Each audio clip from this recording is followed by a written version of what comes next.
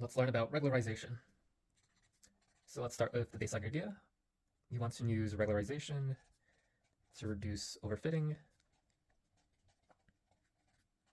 by penalizing large coefficients. So there's two common types of regularization.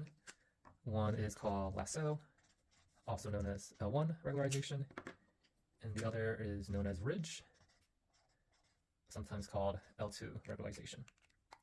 So let's compare these two types of regularizations. So with Lasso, you're penalizing large coefficients based on the absolute value.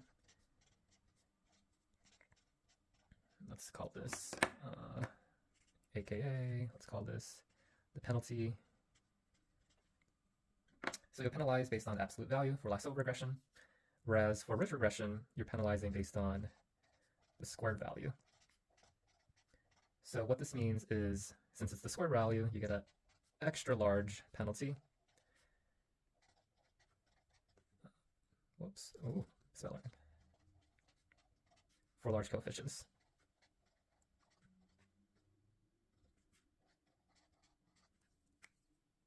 Hot mess there, but no worries.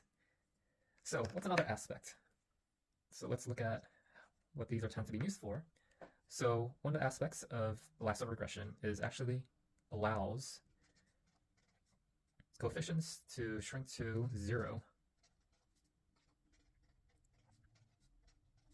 And since it shrinks to 0, it basically means that feature, you don't actually need that in your model.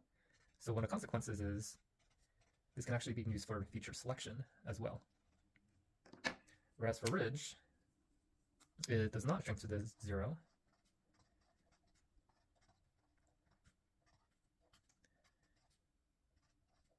So it's not necessarily used for feature selection, but you can reduce, say, multicollinearity.